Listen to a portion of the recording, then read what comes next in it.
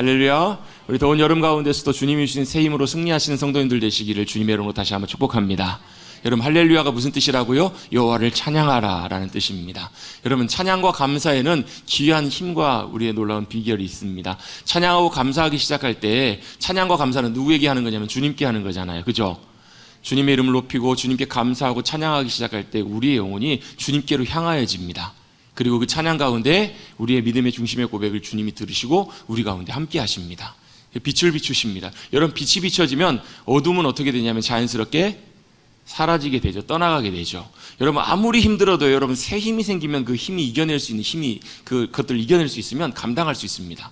여러분, 우리 보통 힘들면 뭐라고 하세요?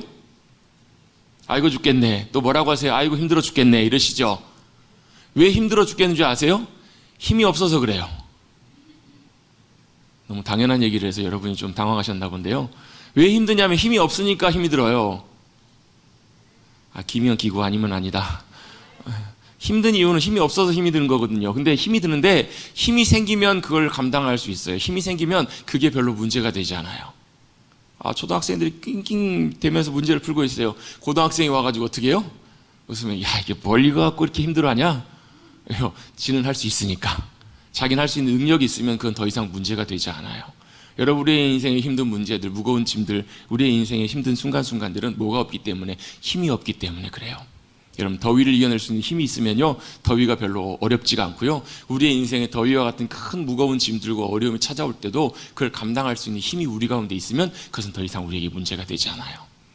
목사로서 목회하면서 여러 성도님들 섬기다 보니까요, 어떤 경우에는 참 이분이 이 문제가 넘어가면 또 다른 분에게 이런 어떤 어려움이 찾아오고 이런 어려움이 생기고 그런 경우들이 참 많아요. 목사가 할 수 있는 게 뭐가 있겠어요?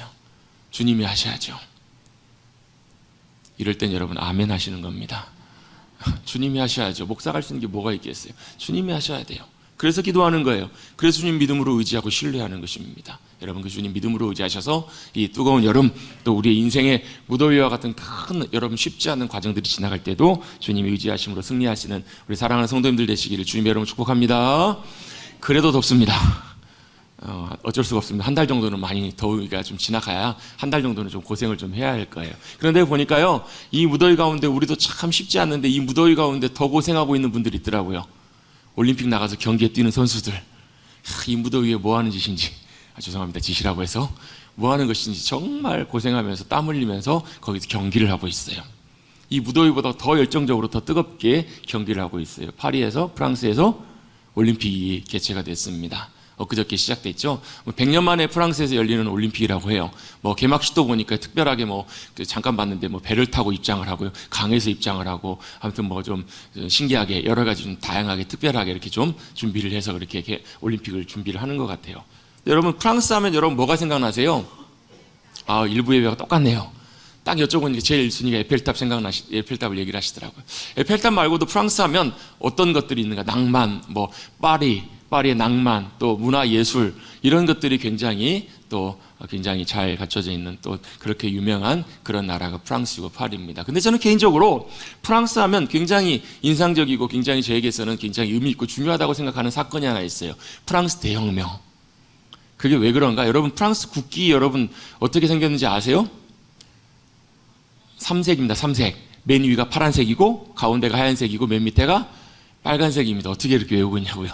이게 바로 뭐냐면 프랑스 대혁명을 통해서 세워진 프랑스의 굉장히 중요하게 여기는 가치와 그 굉장히 중요한 의미가 이 세 가지 색깔에 담겨 있어요. 파란색은 뭐냐면 자유, 흰색은 평등, 빨간색은 박애, 사랑. 이게 이제 프랑스 대혁명을 통해서 이뤄낸 프랑스의 굉장히 중요한 가치이고, 이걸 국기에다 그대로 담아서 그걸 굉장히 중요하게 지금도 프랑스의 사람들은 존중하고 있어요. 근데 이게 우리와 무슨 상관인가 싶은데요, 이 프랑스 대혁명의 영향력이 사실 지금 살아가는 우리들에게도 굉장히 많은 영향력을 미치고 있어요. 여러분, 우리나라 헌법 제1조 1항 제일 첫 번째가 뭐냐면 모든 주권은 국민으로부터 나온다. 이게 1조 1항 맞나요? 맞나요? 제가 갑자기 헷갈리네요. 이게 어디서부터 나온 거냐면 이 프랑스 대혁명, 여기서부터 나온 이 권리 장전에서부터 나온 거거든요. 또 사람은 태어날 때부터 자유와 평등의 권리를 가진다. 이런 것들이 다 어디서부터 나온 거냐면 이 프랑스 대혁명으로부터 나온 이 영향력이에요. 그래서 프랑스 대혁명이 이 혁명을 통해서 나라만 그냥 바꾸고 혁명한 것이 아니라 당시 그 유럽과 서구 사회 또 특별히 근현대 민주주의 국가에 굉장히 큰 기틀과 기반을 제공해 줬던 사건이 바로 이 사건이기 때문에 굉장히 중요해요. 프랑스 대혁명이라고 부르잖아요. 영어로는 레볼루션이라고 하는데 한자어로 혁명 자체가 원래는 명혁 이렇게 불러야 좀 더 의미가 맞다고 해요. 명이 무슨 말이냐면 하늘의 명. 그러니까 이 명자가 천명이라고 해서 하늘의 명을 받아서 뭐 하는 거냐면 혁하는 거예요. 혁은 뭐냐면 가죽 혁자인데 가죽을 이렇게 바꿔내는 거예요. 그 껍질을 바꿔낸다. 그러니까 이게 그냥 하는 게 아니라 하늘의 뜻을 받들어서 잘못된 것, 굳어있는 것 이런 것들을 바꿔서 새롭게 바꾼다. 그래서 이 혁명이라는 의미가 그렇게 쓰여진다고 해요. 그래서 혁명하면 뭐예요? 뒤집어 엎는 거 생각하잖아요. 바꾸는 거예요. 뭘 바꾸는 거예요? 혁명과 개혁의 의미가 약간 비슷한데 개혁은 훨씬 더 이제 약한 의미죠. 개혁도 마찬가지로 피부를 벗겨내는 거예요. 무슨 피부를요? 잘못된 것, 어그러진 것, 문제가 있는 것 이걸 바꿔내는 거예요. 그 당시에 여러분 왕정 체제가 이제 무너지고 이제 공화정 체제로 바뀌어지게 되는데요. 왕이 다스리던 그 나라가 어떤 나라였냐면 굉장히 백성들이 힘들었어요. 경제적으로 너무 힘들고 또 억압과 폭정이 있고 너무너무 고통스러워하다가 뭘 쟁취하겠다라는 거예요. 우리에게도 자유가 원래 있어야 되는 자유를 우리가 얻겠다고. 또 만민은 왕이든 누구든 다 누구나 다 뭐 하다고요? 평등하다고. 그리고 또 뭘요? 박애. 누구나 다 사랑으로 서로 하나 되는 이런 것들을 꿈꾸어서 혁명이 일어나는 거잖아요. 그래서 여러분 혁명이나 개혁에는요 중요한 것이 있습니다. 뭐가 있냐면 명분이 굉장히 중요해요. 명분과 기준이 굉장히 중요합니다. 왜냐하면 잘못된 것을 어떻게 하자는 거예요? 바로잡자는 거예요. 이제 제가 뭐 역사 얘기하고 이랬더니 눈이 좀 이렇게 흐려지신 분들이 몇 분 계시는 것 같아요. 예, 이제 곧 마무리가 됩니다. 뭐예요? 개혁과 혁명은 뭐냐면 잘못된 것들을 바로잡아서 어떻게 해요? 정의롭게, 공의롭게 바로잡자는 것이고요. 또 한 가지는 뭐냐면 빼앗겼던 것들을, 빼앗겼던 권리나 빼앗겼던 누릴 수 있는 것들은 다시 되찾아서 다 같이 누리자. 이게 바로 뭐예요? 중요한 기준과 가치가 되는 중요한 이게 의미가 되는 부분들이에요. 그래서 여러분 때때로 혁명과 개혁이 필요한 순간들도 있습니다. 최근에도 여러분 우리나라에서도 논란이 되었던 어떤 협회, 공차는 협회 있습니다. 협회 굉장히 좀 논란이 좀 있었는데요. 두 가지 중요한 문제의 가장 중요한 핵심이라고 축구 관계자들이 많이 얘기를 해요. 첫 번째는 뭐냐면 바르지 못한, 정의롭지 못한, 불공정한, 또 불투명한 어떤 의사결정이나 사고 처리들, 이런 일들. 그러니까 그 일들이 절차상이나 모든 면에서 불공정하고 정의롭지 못하다. 이게 하나의 문제고 또 한 가지 문제는 뭐냐면 그 안에서 자기들이 붙들고 있는 권리들, 그걸 우리 기득권이라고 하잖아요. 기득권, 자기들이 붙들고 있는 이 권리들이나 이런 것들을 놓치지 않겠다라는 거예요. 그래서 그 뒤에서 자기권 기득권을 붙잡고 절대 놓치지 않으려고 하는 그런 세력들이 그 안에 있기 때문에 이게 안 바뀌고 계속 문제가 반복된다. 이렇게 지적들을 해요. 그럼 뭐 해야 되겠어요? 어떻게 해야 되겠어요? 바로 잡아야 될 건 바로 잡아야 돼요. 바로 잡을 건 바로 잡고 정의롭게 공의로 바로 잡고 또 빼앗긴 것들은 바로 정당하게 원래 소유대로 되찾아오는 그런 것들, 그런 과정들이 필요할 거예요. 그걸 뭐라고요? 그걸 혁명이나 개혁이라고도 표현하기도 해요. 이렇게 놓고 본다면 우리 인류 역사상 우리가 살아왔던 모든 역사와 모든 것들 다 통틀어서 가장 핵심적이고 가장 중요하고 가장 혁명적이고 놀라운 사건이 어떤 사건인가? 바로 이 사건이에요. 바로 뭐냐면 하나님의 아들이신 예수 그리스도, 하나님이신 그분이 인간의 모습으로 이 땅 가운데 오신 그 사건이 바로 가장 혁명적이고 놀라운 사건이에요. 왜 그럴까? 왜 그래요? 예수님이 이 땅에 그렇게 오신 이유는 뭐예요? 예수님이 이 세상에 오셨어요. 왜 오셨어요? 세상은 뭐가 가득해요? 어둠과 악이 가득해요. 무질서와 혼란과 불법이 가득한 이 세상 가운데 바로 누구시냐면 하나님의 아들이신 그분이 이 땅 가운데 오신 거예요. 뭐하러 오셨을까요? 많은 신학자들은 예수님 이 땅에 오신 사건을 이렇게 표현합니다. 전쟁이 일어났는데 적진 한가운데 심장부에 침투하는 공수부대가 강습하는 것과 같다 이렇게 표현해요. 여러분 공수부대, 요즘 특전사나 특공대 이렇게 많이 부르고 공수부대는 따로 이렇게 낙하산 이용해가지고 침투하는 부대를 공수부대라고 부르잖아요. 공수부대 하는 역할이 뭐냐면 전쟁이 나거나 어떤 작전 시에 그 하는 역할이 뭐냐면 비행기를 타고 하늘로 올라갑니다. 어디로 가요? 전선에서 싸우는 것이 아니라 적진 한가운데로 갑니다. 어디로 가요? 적의 수뇌부, 적의 심장부에 가서 거기서 공격해서 작전을 해서 적의 심장부를 타격하는 거예요. 적의 심장부가 무너지고 여러분 적의 핵심이 무너지면 어떻게 돼요? 전쟁에 거의 승패가 결정됐다고도 볼 수 있어요. 굉장히 중요한 역할을 합니다. 가장 중요한 핵심부에 들어가서 좀 표현이 좀 그렇습니다. 마치 적의 숨통을 끌어놓는 것처럼 하는 역할을 하는 그 부대가 누구냐면 공수부대예요. 예수님께서 그 공수부대처럼 어디로 오신 거예요? 이 땅에 오셔서 어디로 가셨냐면 가장 중요한 이 땅에 사망과 죽음과 사탄의 심장부로 들어가셔서 깨트려 버리신 거예요. 죄와 사망과 어둠의 권세, 사탄의 권세를 주님께서 깨트려 버리시고 승리하신 사건, 그 사건이 바로 뭐냐면 예수님의 십자가의 죽으심과 부활의 사건이에요. 할렐루야. 예수님이 어디 가셨다고요? 적의 심장부에 이 땅을 다스리고 이 땅을 지배하고 있었던 어둠의 권세 가장 중심까지 들어가셔서 그 중심 어둠의 권세, 사탄의 권세, 죄와 사망의 권세를 이겨버리신 사건이 바로 무슨 사건이냐면 예수님이 이 땅에 오심, 그리고 십자가의 죽으심과 부활의 사건이라는 거예요. 그래서 예수님께서 그 십자가의 죽으심과 부활을 통해서 우리에게 뭘 하셨는가? 우리 이 땅의 인류의 가장 큰 문제를 해결하셨어요. 그 문제가 무슨 문제예요? 죄와 사망의 문제예요. 여러분 사람이 죽는 것이 여러분 순리예요? 아니에요? 너무 어려운 질문인가요? 여러분 사람이 태어나서 죽잖아요. 그죠? 사람이 죽는 것이 순리예요? 아니면 영리예요? 마땅하고 당연한 거죠. 그죠? 그죠? 사람은 태어나서 다 죽습니다. 그래서 저는 그런 표현을 자주 써요. 아이들이 태어나면 우리가 살아가잖아요. 살아가는 것이 아니라 정확하게 표현해보면 죽어간다고. 그 말이 맞지 않아요? 여러분 핸드폰 아침에 충전 100% 다 해가지고 나오시면 시간이 지나면 어때? 점심때쯤 되면 좀 핸드폰 좋은 거는 20, 30%, 성능이 좋은 거는 조금 좀 오래 쓰신 거는 50% 남아요. 저녁에 집에 올 때쯤 되시면 어떻게 돼요? 간당간당해요. 10%, 20% 곧 꺼져가요. 그럼 어떻게 하셔야 돼요? 다시 핸드폰 충전하셔야 핸드폰을 계속 쓸 수 있어요. 여러분 우리 인생도 마찬가지예요. 살아있는 것처럼 보이지만 여러분 우리 인생에 우리 인간의 역사 가운데 죄가 들어오면서 죄의 결과가 뭐라고 성경은 말씀하시냐면 사망이라고 얘기를 해요. 여러분 원래 아담이 처음 만들어졌을 때는 원래 안 죽게 만드셨다고요. 하나님께서 하나님의 생명을 누리고 마치 핸드폰 충전할 때 있잖아요. 쓰면 계속 충전되는 것처럼 하나님께서 계속 우리에게 하나님의 생명으로 우리 가운데 함께 하시고 역사하시는 그런 존재로 인간을 만들어 놓으셨거든요. 근데 뭐가요? 죄가 들어오기 시작하면서 하나님과 우리 사이가 끊어지면서 어떤 문제가 생기냐면 그 죄 때문에 하나님의 생명이 우리 가운데 역사하시지 못하시는 거예요. 그래서 인간은 마땅히 당연히 태어나서 죽어요. 왜 죽어요? 죄의 결과가, 죄의 대가가, 죄의 삭시, 죄의 대가가 사망이기 때문에 그래요. 사람은 죽어요. 어느 누구도 예외 없이 죽어요. 더 안타깝고 더 우리에게 절박한 문제는 죽음으로 그대로 끝나지 않는다라는 거예요. 종종 보면 요즘도 뉴스를 보면요, 스스로 목숨 끊는 분들이 있어요. 스스로 자살하고 목숨 끊는 분들이 있어요. 최근에도 보면 어떤 자기가 큰 저지른 죄 때문에 자기가 이제 수사를 받고 벌을 받을 것 같으니까 그것 때문에 아마 이제 고민됐겠죠. 많이 괴로웠겠죠. 그것 때문에 스스로 목숨을 끊었던 그런 얘기들을 종종 듣게 돼요. 물론 여러분 형법상 우리나라 법상 여러분 피의자, 여러분 범죄자로 이렇게 의심을 받는 조사를 받는 그 사람이 죽으면 어떻게 돼요? 공소권이 없어져요. 그 사람에 대해서 처벌을 할 수 없어요. 그래서 사람들이 죽음을 선택하는 경우인지도 모르겠어요. 근데 그건 정말 어리석은 거예요. 왜요? 그 사망 이후에 죽음 이후에 그냥 그대로 끝나는 것이 아니라 그 죽음 뒤에는 반드시 하나님의 심판대가 기다리고 있다는 거예요.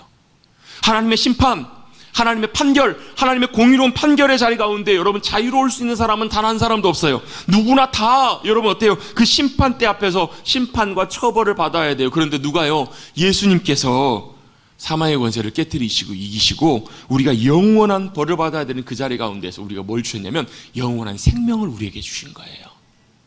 그래서 예수님이 이 땅에 오셔서 여러분 이 땅에 오셔서 하신 것 중에서 여러분 그 사건이 있어요. 여러분 그 나사로 죽은 사건 여러분 기억나시죠? 요한복음 11장에 보면 나사로가 죽었을 때 예수님 일부러 늦게 가세요. 이것이 다 하나님의 영광을 위한 거다. 왜요? 예수님은 죽은 자도 살리실 수 있는 분이시라는 것을 보여주시려고 늦게 가셨더니 마르다가 달려와가지고 예수님 왜 이렇게 늦게 오셨냐고, 예수님 계셨으면 우리 오라버니 나사로가 죽지 않았을 텐데 왜 그렇게 늦게 오셨냐고 한탄하면서 예수님 앞에 울어요. 그때 예수님 뭐라고 말씀하시냐면 마르다에 이렇게 말씀하십니다. 마르다야, 내가 진실로 진실로 너에게 이르노니 내가 뭐라는 거예요? 내가 부활이요 생명이라는 거예요. 내가 부활이요 생명이다. 나를 믿는 자는 죽어도 살겠고 무릇 살아서 나를 믿는 자는 영원히 죽지 아니하리니 이것을 내가 믿느냐.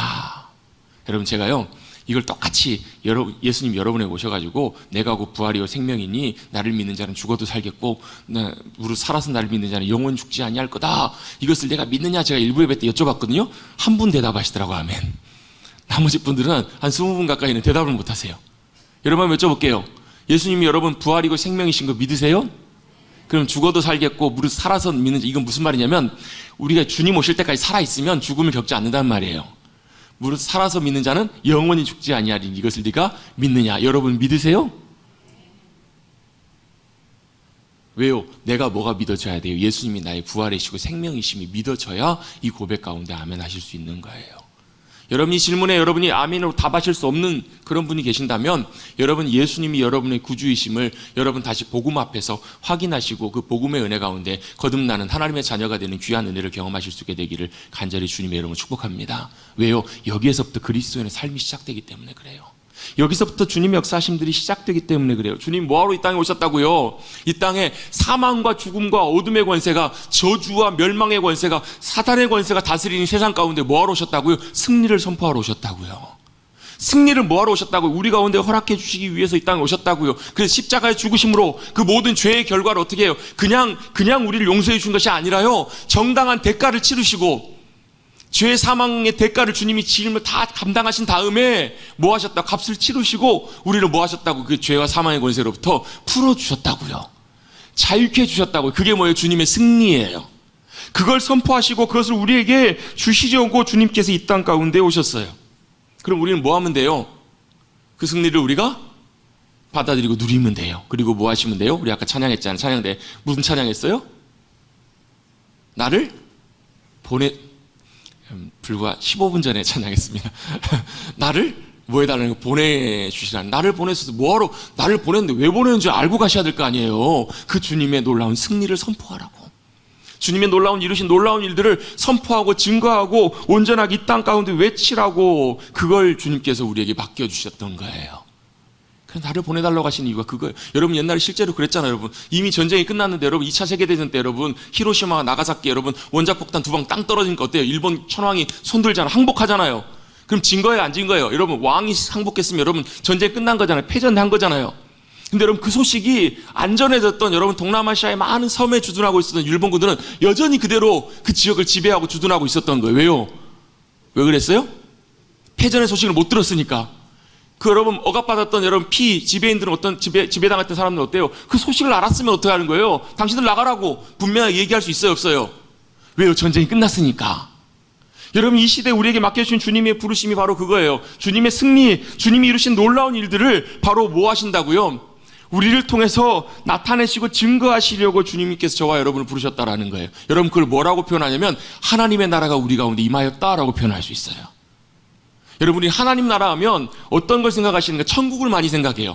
제가요 지난 주 중에 새벽 기도 때 기도하다가 갑자기 문득 그런 생각이 들더라고요. 제가 이제 올 11월이 되면 딱 만 7년 됐거든요. 워리돌교회 부임한 지 7년 동안 제가 말씀을 나누고 우리 성도들과 함께 신앙생활을 하면서 어떤 말씀을 제가 설교를 하고 나눴는가 딱 몇 가지로 딱 정리가 되더라고요.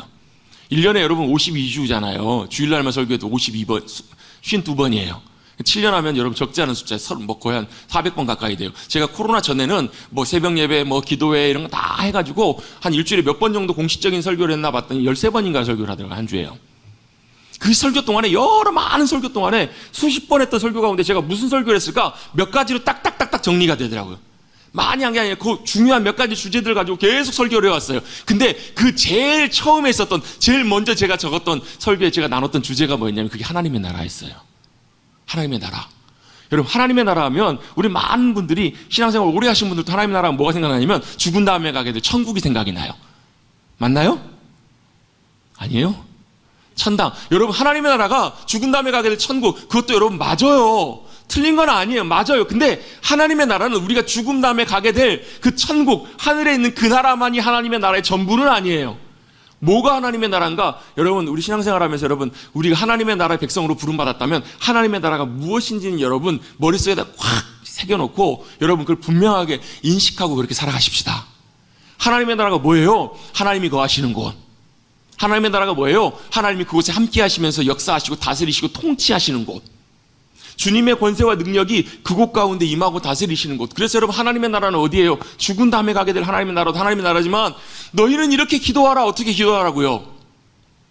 주님이 기도를 이렇게 가르쳐 주시잖아요. 너희 이렇게 기도하라. 사실 저희는 이제 주일 예배 때는 주기도문을 같이 기도하지 않지만 여러분 수요예배나 새벽 예배 때는 주님의 가르쳐 준 기도로 기도해요. 그 기도가 뭐예요? 하늘에 계신 우리 아버지, 우리 아버지께 기도해요. 뭘요? 아버지의 이름이 거룩하게 높임 받기를 원합니다. 주님의 이름을, 우리 제일 먼저 처음에 사람 만나면 뭐 해야 돼요? 뭐냐면 반갑게 인사하면서 뭐예요? 잘 지내셨죠? 막 이렇게 서로 친근감을 표시를 하는 거예요. 우리 상대방에 대해서 뭐 하는 거예요? 존중하고 인정하는 것도 필요하잖아요. 하나님이 하늘에 계신 우리 아버지가 나의 아버지시면서 정말로 존귀와 찬양을 받게 합당하신 주님이십니다라고 먼저 이렇게 기도하라고. 그리고 나서 바로 이어지는 기도, 그 다음에 나오는 기도가 무슨 기도예요? 무슨 기도죠? 여러분, 주기도문 아시잖아요. 여러분, 하늘에 계신 우리 아버지 이름을 거룩하게 하시며 아버지의 나라가 오게 하시라는 거예요. 아버지의 나라가 임하시오며. 무슨 나라가요? 대한민국이 아니요, 하나님 아버지의 나라가 임하게 해달라고. 어디예요? 저 하늘에요? 저 안에 있는 하나님의 나라가 어디예요? 이 땅에, 우리의 삶의 자리에, 이곳에. 어디에요? 우리의 심령에, 우리의 마음에, 우리의 가정에, 우리의 교회에, 우리의 일터에, 우리의 삶의 자리에 주님의 나라가 임하게 해달라고 기도하라고. 그 기도가 여러분 제일 먼저 나오잖아요. 여러분, 왜요? 중요하니까. 왜요? 그것이 이루어져야 되니까. 여러분, 주님의 나라가 우리 가운데 임하게 되는 것, 여러분, 그것은 너무너무 중요해요. 그것이 왜 혁명인가? 이 땅, 여러분, 혼돈하고 어둠이 가득하고 여러분 절망뿐인, 결국 이 땅에서 여러분 죽음으로 돌아가야 될 우리의 삶의 자리 가운데 뭐가 임하는 거예요? 영광의 주님의 나라가 임하는 거예요. 생명의 하나님의 나라가 우리 가운데 임하는 거예요. 그래서 여러분, 가장 중요한 혁명, 가장 놀라운 사건이 바로 뭐냐면 예수님이 이 땅 가운데 오셔가지고 뭘요? 하늘에 있는 하나님의 나라를 우리 가운데 전해주시고 그것을 우리에게 주시는 거예요. 그래서 여러분, 우리에게 있어서 가장 큰 혁명 중에 하나는 뭐냐면 그 나라 가운데 우리가 들어가는 거예요. 가장 놀라운 사건은 우리의 붙들고 있는 우리의 인생을 누구에게요? 주님께로 되돌려드리는 것. 여러분, 그것이 가장 큰 놀라운 사건이고 혁명이라는 거예요. 왜요? 거기서부터 하나님 나라가 시작되기 때문에 그래요. 하나님 나라는 어디서부터 시작하는가? 주님이 주님 되시는 그 자리, 주님이 나의 구주가 되시는 그 자리에서부터 시작하기 때문에 그것이 굉장히 중요한 사건이고 우리의 중요한 믿음의 터닝 포인트가 되는 거예요. 여러분, 예수님께서 그것을 우리에게 주시려고 이 땅 가운데 오셨다라는 거예요. 하나님의 나라를 우리에게 주시려고 이 땅에 오셨어요. 영원히 거할, 우리가 죽음 다음에 가게 될 그 하늘에 있는 하나님의 나라뿐만 아니라 그 땅이 그 나라가 어떤 나라인지를 우리에게 실제로 보여주세요. 오늘 본문의 첫 절 22절은 예수님께 누구를 데리고 오냐면 귀신 들려서 앞을 보지 못하고 말 못하는 사람을 예수님께 데리고 와요. 사건의 내용은 간단합니다. 예수님께 그 사람을 데리고 왔을 때 예수님께서 어떻게 하세요? 고쳐주십니다. 고쳐주셨더니 어떻게 되냐면 말 못하는 사람이 말하고 보게 되었더라, 이렇게 말씀하고 있습니다. 예수님께서 뭐 하신 거예요? 치유하신 거예요. 병만 고치신 것이 아니라 그 병 뒤에서 역사하고 있는 어둠의 권세, 귀신을 주님께서 내쫓아 주신 거예요. 여러분, 우리가 귀신 들림 이렇게 하면요, 우리는 귀신 들림에 대해서 좀 오해하고 있는 경우들이 굉장히 많아요. 여러분, 귀신 들림의 현상들과 모습들이 굉장히 많아요. 오늘 그걸 내용들을 다 말씀드리진 않겠지만, 여러분, 귀신 들림의 제일 중요한 부분이 뭐냐면 귀신이 우리를 붙잡고 있는 거예요. 근데 귀신 하면 여러분 하얀 소복 입은 귀신, 화장실 귀신, 몽당 귀신, 여러분 이런 귀신이 아니에요. 여러분, 영향력이, 어둠의 권세가 우리를 붙들고 있는 거예요. 그래서 여러분, 귀신 들리면 다양한 모습으로 나타나요. 여러 가지 굉장히 다양한 모습으로 나타나요. 어떻게 해요? 어떤 경우에는요, 강박이나 중독 통해서 나타나기도 하고요. 우리가 거기로부터 놓이지를 못하는 거예요. 자유하지를 못하는 거예요. 여러분, 좀 일례로 어떤 경우에 보면요, 염려나 걱정이 우리 마음속에 들어와가지고 그게 확 내 안에 역사하기 시작하면 어때요? 그것이 나를 사로잡아요. 나를 붙잡아요. 그것도 여러분, 그 배후에 어둠의 권세가 역사하는 경우들도 있어요.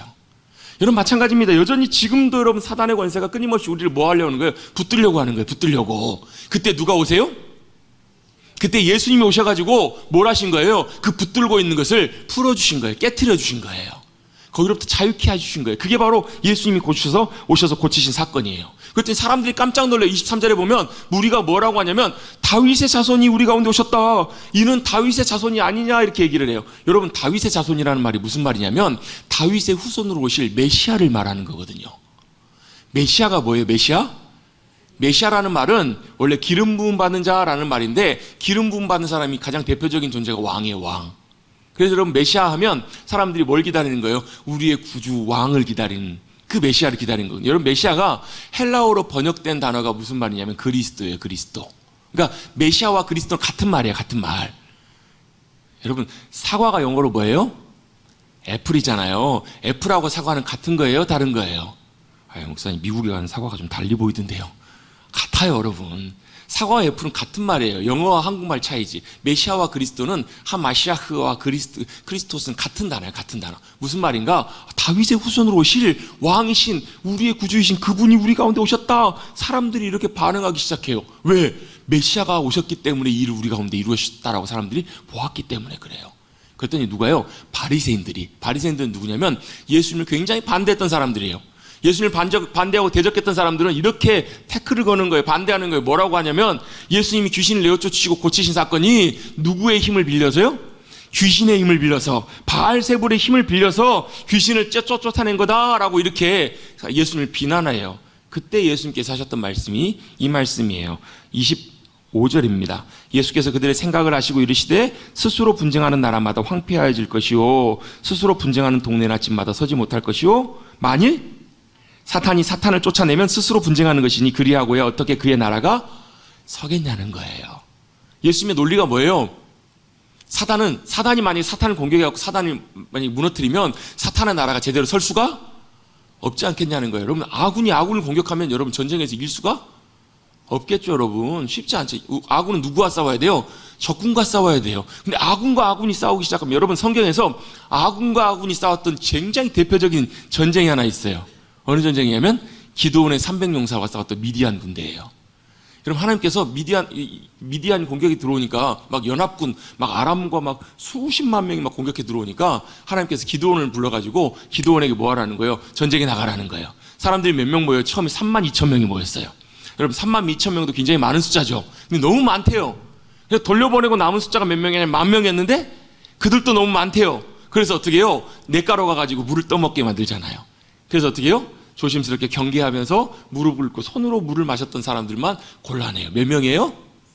300명이에요. 300명. 300명 갖고 전쟁을 나간 거예요. 근데 어떻게 하나님께서 이기게 하세요? 손 하나 되지 않고. 옛날에 그런 표현이 있었잖아. 손 안 대고 코 푼다고.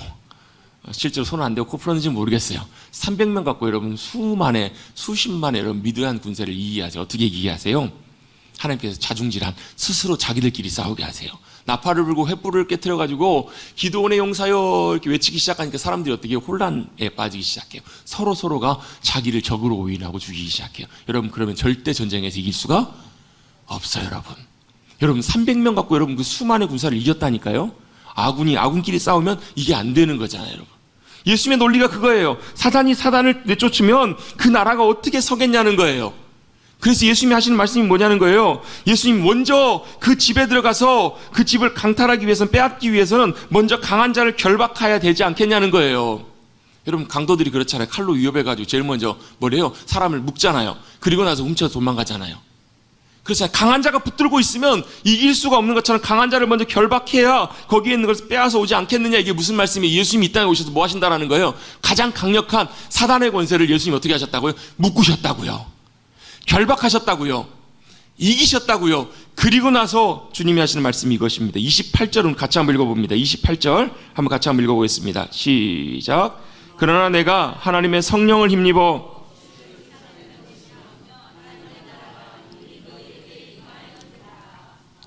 아멘. 예수님께서 하나님의 성령을 힘입어 성령님의 능력으로 귀신을 쫓아내는 것이면 뭐가 임했다고요? 이미 하나님의 나라가 임하였다라는 거예요. 실제로 임하였어요? 안 임하였어요? 이미 예수님께서 성령의 권세와 능력으로 귀신 들린 자를 고쳐주셨잖아요. 귀신이 쫓겨나갔잖아요. 그럼 거기에 뭐가 임한 거예요? 하나님의 나라가 임한 거라는 얘기예요, 여러분. 그래서 여러분 하나님의 나라는요, 뭐 우리가 죽은 다음에 가게 될 것도 하나님의 나라지만 이미 하나님의 나라는 어떻게 해요? 주님이 역사하시는 그 자리에 이미 하나님의 나라가 임하고 있는 거예요. 임한 거예요. 그래서 예수님께서 뭐 하라고요? 회개하라. 하나님의 나라가 가까이 왔다. 이 말은 뭐냐면 회개하라. 회개하라는 말은 무슨 얘기냐면 돌이키라는 말이잖아요. 뭘 돌이키라고요? 세상의 방식, 세상의 길, 세상의 방향으로 걸어가고 있었던 너희의 인생길을 돌이켜서 뭘로요? 주님의 길과 방식으로 주님께로 돌아오라. 돌이켜라. 그러면 거기에 뭐가요? 하나님 나라가 임할 거다. 이걸 선포하시고 실제로 보여주시잖아요. 하나님 나라가 이런 거다. 어떻게 해요? 어둠의 권세가 떠나가고 사단의 권세가 깨어지고 결박하고 있었던 모든 권세와 모든 것들이 떠나가는 그 역사가 바로 뭐라는 거? 하나님 나라의 역사라는 거예요. 여러분 성경에서 복음서에서 예수님의 말씀들을 읽어보면 뭐예요? 다 그 이야기예요. 하나님 나라가 왔다. 하나님 나라를 선포하시고요. 그 하나님 나라를 보여주신다고요. 뭐 하라고요? 우리의 삶에 임하는 하나님의 나라를 우리가 뭐 하라고요? 맛보고 누리고 경험하고 이 땅 가운데 하나님의 나라가 임하게 하라고. 그리고 그것을 증거하라고요. 전하라고. 그걸 위해서 저와 여러분 하나님의 귀한 자녀로 불러주신 거예요. 여러분 하나님의 나라, 여러분 주님이 다스리시고 역사하시는 그 나라가 여러분 얼마나 우리 가운데 귀하고 복된지를 몰라요. 그 은혜를 누리고 살아갈 때 이 땅에서도 하나님께서 놀라운 하늘의 은혜와 귀한 평강과 기쁨으로 누리며 살아갈 수 있게 하여 주실 줄로 믿습니다. 근데 여러분 우리는 항상 뭐가 익숙하냐면 세상의 방식이 너무너무 익숙해요. 교회 오래 다니면서도 여전히 세상의 방식과 가치관들이 가득한 경우들이 많아요. 왜? 너무너무 다르니까. 하나님 나라의 방식과 세상의 방식이 참 달라요. 많이 오해하고 있는 경우들도 많고요. 어떤 분이 우스갯소리로 그런 얘기를 하시더라고요. 어떤 분이 죽을 때가 다 됐는데 너무 아까운 거예요. 뭐가 아깝냐면 이 땅에서 벌어놓고 모아놓은 그 재산과 돈이 너무 아까운 거예요. 그래서 그걸 어떻게 해요? 금괴로 싹 바꿔가지고 자기 죽으면 관에다 다 넣어달라고. 관에 다 넣어가지고 죽었어요. 하나님 앞에 갔더니 하나님께서 물어보시는 거예요. 야, 너는 왜 이렇게 보도블록을 많이 갖고 왔냐? 이러시는 거예요. 무슨 얘기예요? 천국은 갔더니 어때요? 길이 다 금으로 돼 있고 뭐 옥으로 다 문이 만들어졌고 진주 보석으로 다 만들어져 있는, 모르겠어요. 가봐야 알겠지만 성경에 이렇게 묘사되어 있으니까요. 금이 다 바닥에 깔려 있는데 그걸 왜 들고 왔냐는 거예요. 왜요?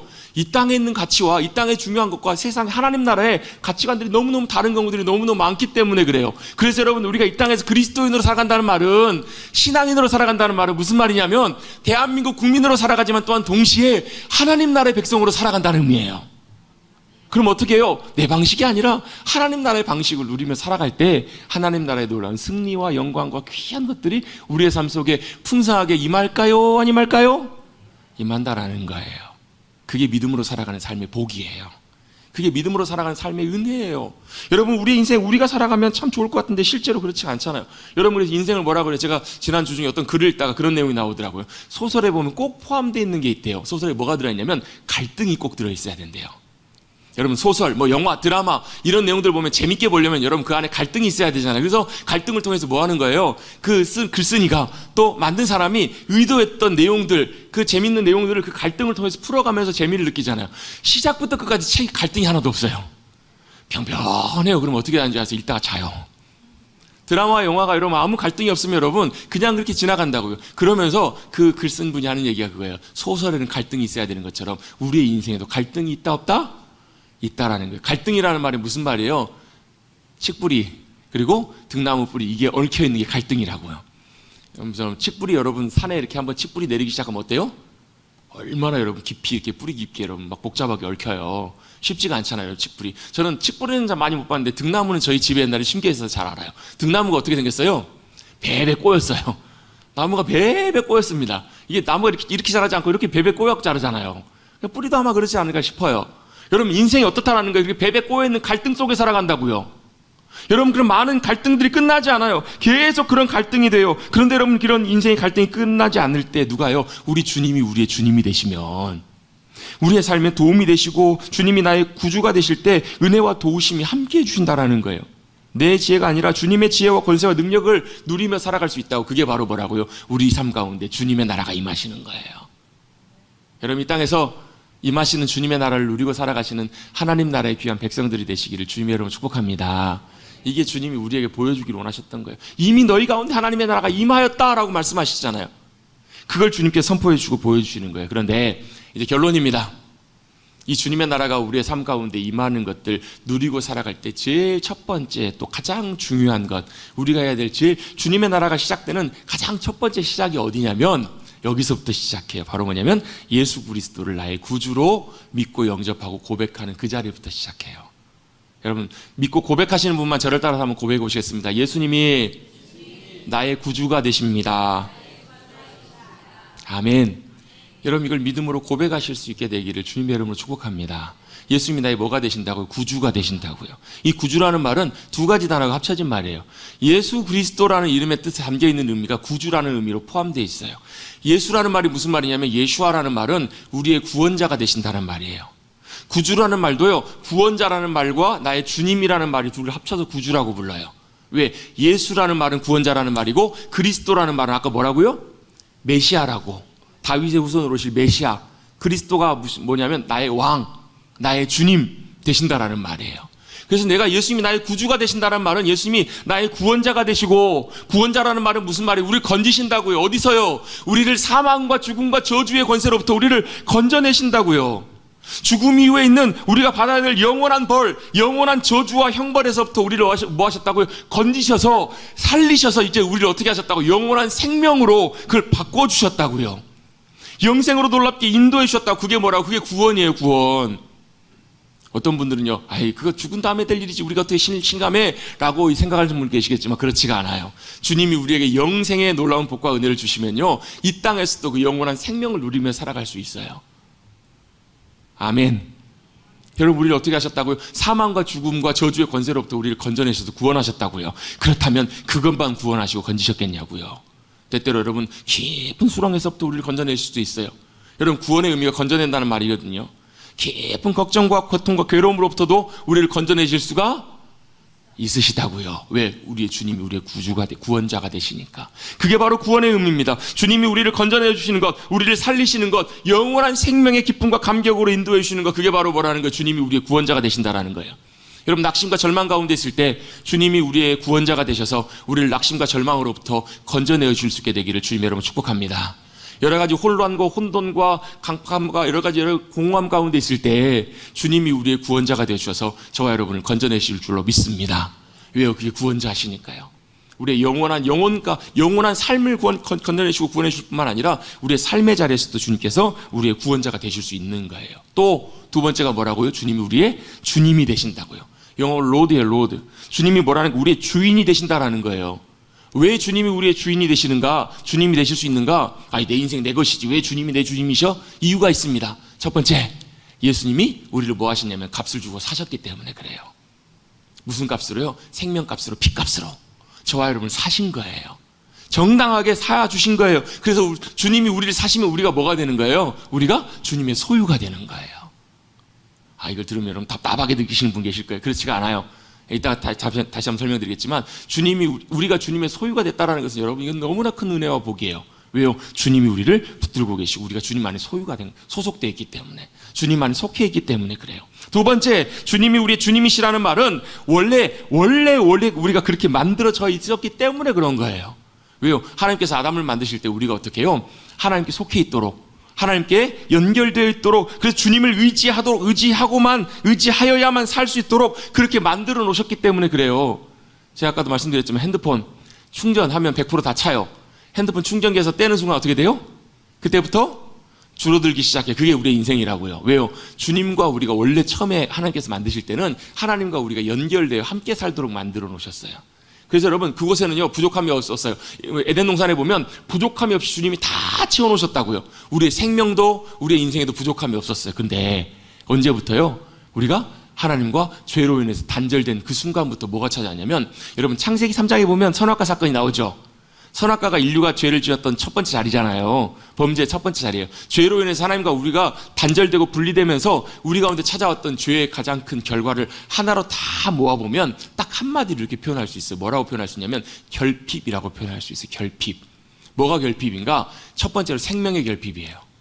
우리 인생이 여러분 100년밖에 못 사는 이유는 원래 그렇지 않았다니까요.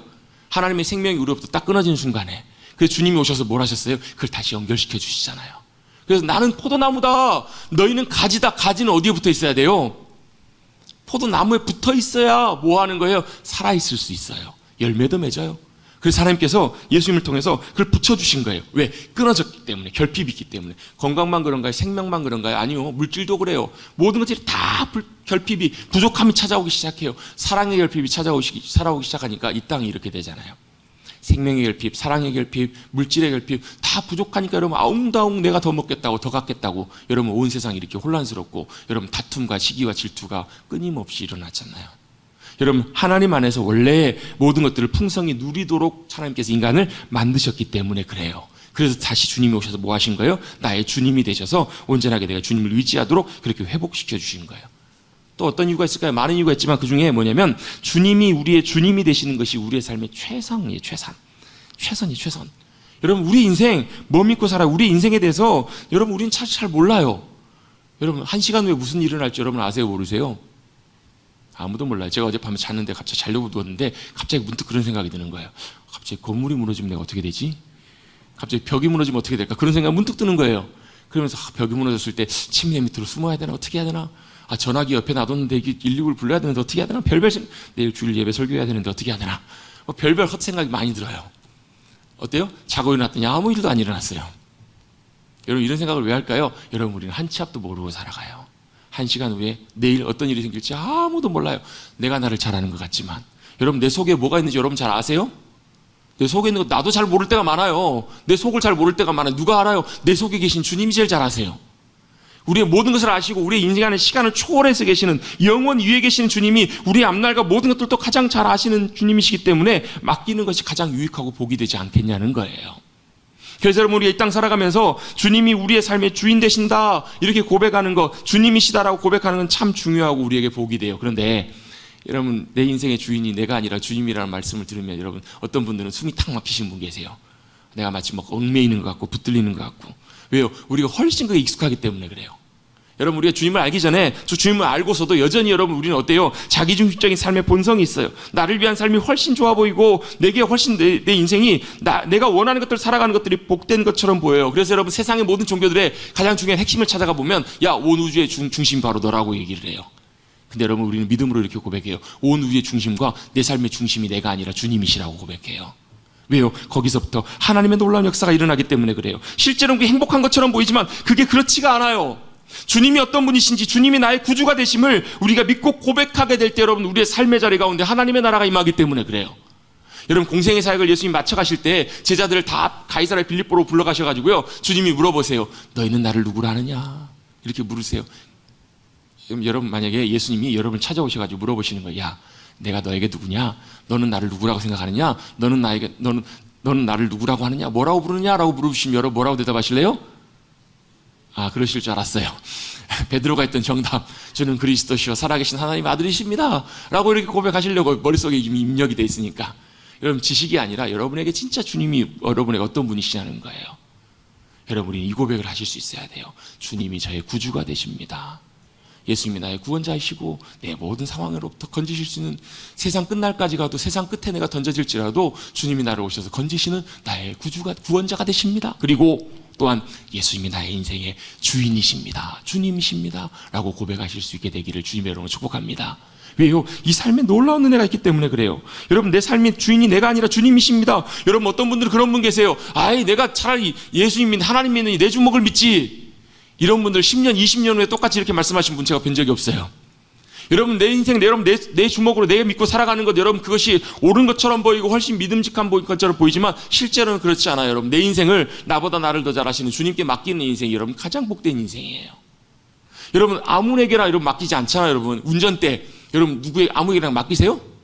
아니요. 여러분의 인생의 운전대를 누구에게 맡기시냐고 아무에게도 맡기시지 않잖아요. 누구에게요? 우리의 진정한 우리를 사랑하시는 주님께 우리의 인생의 운전대를 맡기고 주님이 내 삶의 주님이 되십니다라고 고백하면 절대 손해가 아니라는 거예요.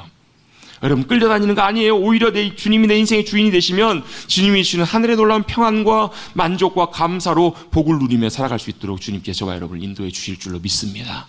그래서 여러분 주님이 우리의 인생의 주인 되시면 어떻게 되는가? 주님이 우리의 삶을 책임지십니다. 왜요? 우리가 주님의 소유가 되기 때문에 가장 귀한 것, 여러분 그래서 참 감사한 게 이거예요. 주님이 책임지시고 주님이 내가 주님의 소유가 되어 있으면요 내가 좀 모자라고 부족해도 괜찮아요. 내가 좀 어리석고 부족해도 괜찮다고요. 왜? 우리의 지혜와 능력, 계획이 아니라 주님의 계획과 능력으로 저와 여러분의 삶을 인도해 주실 거기 때문에 그래요. 아멘?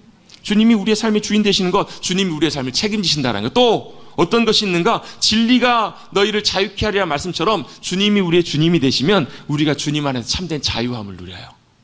그럼 제가 이거 연 얘기를 되게 많이 하잖아요. 연이 뭐예요? 연은 바람이 불면 잘 날리면 오히려 확 올라가요. 여러분 우리 인생이 바람이 불어올 때로는 다 날아가요. 근데 어떻게 해요? 연이 여러분 연줄에 잘 붙어 있으면 또 연을 조정하는 조정자가 잘 조정하면 어떻게 해요? 오히려 그 바람 때문에 더 높이 올라가요. 더 자유롭게 창공을 날아다닌다고요. 그게 뭐라는 거예요? 주님이 나의 주님이 되실 때 내 인생 속에서 누릴 수 있는 참된 자유함이에요. 여러분 하나님 나라에 주님이 주시는 진리 안에서 누리는 자유함을 누리실 수 있는 사랑하는 성도님들 되시기를 주님의 이름으로 축복합니다. 여러분 이 은혜를 누리는 것이 여러분 얼마나 큰 감격이고 기쁨인지 몰라요. 나는 자유합니다. 나는 주님 안에 자유합니다. 이 은혜를 우리가 누릴 수 있게 되기를 간절히 바랍니다. 또 여러분, 주님이 나의 삶의 주인이 되시면요, 뭘 할 수 있냐면 베드로와 요한이 그랬던 것처럼 주님의 나라의 권세와 능력을 이용하고 누리며 살아갈 수가 있어요. 내 능력이 아니라.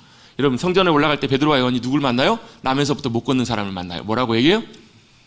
내가 당신에게 줄 수 있는 건 없지만 우리에게 있는 것을 당신이 준다고, 예수님의 이름으로 일어나 걸으라고. 이게 뭐예요? 내 권세가 아니라 주님의 권세, 주님의 나라의 권세와 능력이잖아요. 주님이 내 주님이 되시고 주님 안에 거할 때 이 권세와 능력을 누리며 살아갈 수가 있는 거예요. 이 땅에서도 매면 하늘에서 매이고 이 땅에서 풀면 하늘에서 풀리는 하나님 나라의 놀라운 권세와 능력을 누리며 살아갈 수 있게 되는 거예요.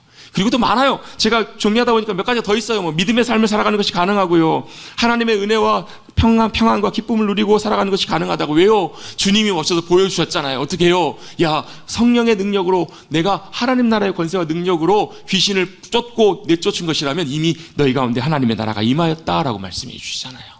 여러분, 우리 가운데 여전히 지금도 역사하고 있는 어둠의 권세들, 사단의 영향력들, 주님의 놀라운 권세와 능력으로 깨트려 주시고 또 주님의 나라가 임하게 해주시는 귀한 은혜를 누리시고 살아가시는 저와 여러분 되시기를 주님의 이름으로 축복합니다. 이걸 어떻게 해요? 어디서부터 시작한다고요? 예수님이 나의 구주가 되십니다. 나의 구원자가 되시고 나의 주님이 되십니다. 나의 주님이시기 때문에 내가 주님 안에 속해 있습니다. 주님이 책임지십니다. 주님이 놀랍게 역사하십니다. 그래서 뭐 하라고요? 주님이 뭐라고 말씀하시냐면 너는 네 자신을 부인하고 자기를 부인하고 십자가 메고 나를 따르라는 거예요. 자기를 부인하라는 말이 내 인생의 주인이 내가 아니라는 말이에요. 여러분의 인생의 주인 누구십니까? 주님이 되시기를, 그렇게 고백하실 수 있게 되기를 주님의 이름으로 다시 한번 축복합니다. 그럼 뭐 하라고? 수고하고 무거운 짐진 자들아 다 내게로 오라. 내가 너희를 쉬게 하리라. 아멘. 여기까지만 한다고요, 우리는요. 근데 그 다음 절에 뭐가 나와요? 그리고 나서 뭐 하라고? 나의 멍에를 메고 배우라고요. 아, 주님의 멍에는 쉽고 가볍다. 예, 주님과 함께 하는 것, 주님이 내 주인이 되시는 것, 그게 여러분 부담스럽고 무거운 것이 아니라 쉽고 가볍다라는 거예요. 왜요? 그렇게 따라갈 때 그 안에 주님의 나라가 임하고 그 안에 주님의 나라의 충만함이 우리 가운데 함께 해주시고 주님의 하나님의 나라의 선한 것들이 충만하게 임하기 때문에 그래요. 뒤로 읽지는 않았지만 뒷본문에 보면 그런 말씀이 나와요. 야, 선한 것에서 선한 열매가 맺힌다? 너희 안에 선한 것이 있으면 선한 열매가 맺히고 악한 것이 있으면 악한 것이 맺힌다. 그래서 뭐 하라는 거예요? 우리 안에 하나님 나라가 임하고 채워지면 하나님 나라가 맺혀진다라는 거예요. 저와 여러분의 삶을 통해서 주님이 우리의 주님 되시는 삶을 통해서 하나님 나라가 우리 안에 충만하게 임하고 하나님 나라의 놀라운 열매들 풍성하게 맺혀지시는 저와 여러분 되시기를 간절히 주님의 이름으로 축복합니다. 절 따라 고백해 보겠습니다. 내 인생의 주인은 내가 아니라 주님이십니다. 아멘.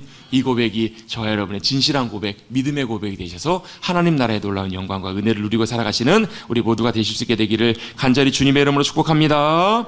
하나님 아버지 감사합니다. 오늘도 인도하여 주셔서 주님을 예배하는 귀한 자리 나오게 하여 주시고 특별히 오늘 말씀을 통해서 이 땅에 예수님이 오셔서 하나님 나라를 우리 가운데 보여주시고 임하게 하시고 지금을 살아가는 우리들도 예수님이 나의 구주가 되심으로 우리의 삶 가운데 하나님 나라가 임하는 삶을 사모하며 누려가며 또 증거할 수 있도록 그렇게 또 불러주시니 감사를 드립니다. 우리의 심령 속에 우리의 삶의 자리에 가정과 일터에 교회에 하나님 나라가 임하게 하여 주셔서 그 하나님 나라의 놀라운 승리가 어둠의 권세를 깨트려 버리게 하시고 모든 결박과 우리를 묶고 있는 모든 사단의 권세가 깨어지고 떠나가서 이 땅 가운데 주님이시는 하늘의 영광과 감격과 기쁨을 누리며 주님 안에 자유하며 주님 안에서 기쁨과 즐거움으로 살아가는 복된 인생 살아가는 우리 모두가 되게 하여 주시옵소서. 감사드리며 예수님의 이름으로 기도드리옵나이다.